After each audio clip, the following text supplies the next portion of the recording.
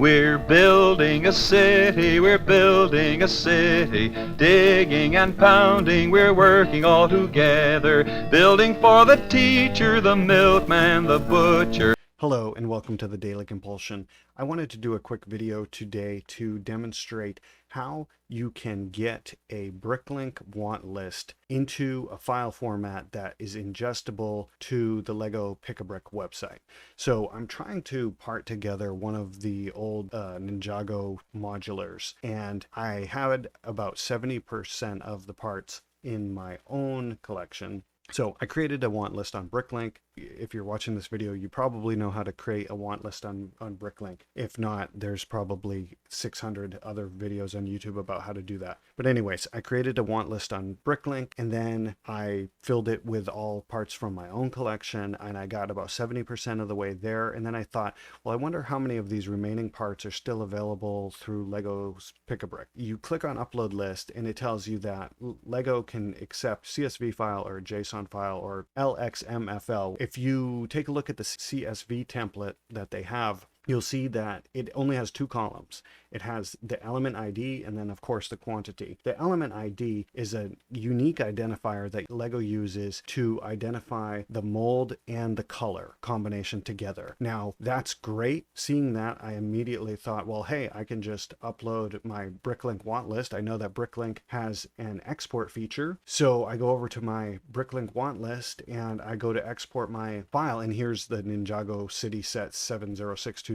just as an example. But I come into the want list and I go ahead and I click on the download button within Bricklink. It creates this file. It doesn't give you the option to select the fields that you want or any of the values or anything like that. It just creates this XML file, and it just drops it in your download folder. And if you look at it, you can see there's nothing called the element ID, which is that value that Lego wants. It instead has the item ID, which is the part number, and then it has a color code. That doesn't help. And so what you need to do with that XML file to get it into a way that Lego.com's Pick-a-Brick can accept it is come to Rebrickable. And I'm not a huge user of Rebrickable. I did have an account just because it seems like a useful tool, but I do most of my organization within Bricklink. Come into your Rebrickable account, go to My Lego, and go to My Part Lists, and do Add New Part List. And there's this button that says Import Delete Parts. Go ahead and click on that. And then you can drag and drop a file or select a file from your computer.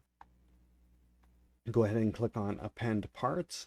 And evidently, if you have this fix molds checked, it changes some of the parts. I'm sure that they're on top of everything, and I'm going to totally trust. Anyways, so now the list is there. You can go ahead and close this import parts window, and it's my unnamed list number 3. You can go ahead and change it to the actual name of the set. Once you have this into Rebrickable, go ahead and click on Export Parts, and there it is. It's right there, Lego Pick-a-Brick CSV.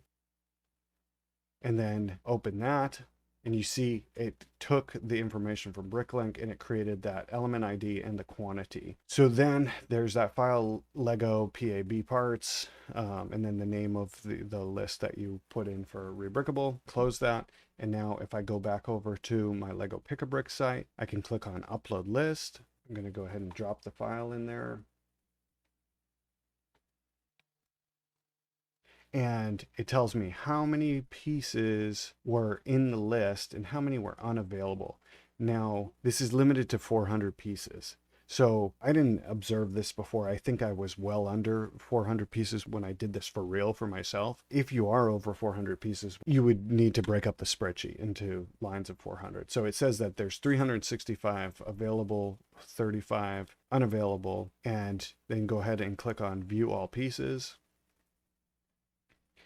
The total count of pieces is 1,615, but as you can see, that's pretty fast. It took the file, it selects all the parts, it lets you deselect them if you want to. So what you do then is just go ahead and click on Pick Selected Pieces, and it creates a bag for you with all of that stuff, so you don't have to do it manually. Super efficient, like huge time saver. As you can see now, this total down at the bottom of my screen matches the total right here. The part count also matches. Then I can go ahead and click on Add to Bag, and The other cool thing about this is like, well, which ones did it miss? Which ones are unavailable? You can go ahead and click on this red button that says unavailable pieces. It gives you the option to generate a list. So you can go ahead and download this, and then you can use that to, okay, there's my updated bag, 5 years later. But you can use that list of the unavailable pieces to create a new wanted list in Bricklink. So again, the major problem is that Bricklink doesn't use this element ID. This is what Lego uses. Maybe in the future, because Lego is the owner of Bricklink, maybe Bricklink will start using the element ID. The funny thing is that you can actually type in the element ID into the search field in Bricklink, and it will locate it for you. Here, let's take the 6x6 flat tile. I copy the element ID down here at the bottom, come back into Bricklink and paste that. Sure enough, it finds it right away. It says right here, part color code, which Lego refers to as the element ID. And I guess that what Bricklink is saying is that that's the part and the color code together. And in my reading and researching on how to accomplish this, somebody had pointed out that Lego's element ID used to be a concatenation of the part number and the color code, but at some point they transitioned to just unique identifiers that represent that specific mold in that specific color as a unique identifier going forward. So I hope that this is helpful for somebody, because this took me way too long to figure out, but now that I know that it's here, it's very helpful. So anyways, thank you for watching, and I hope you have a great day.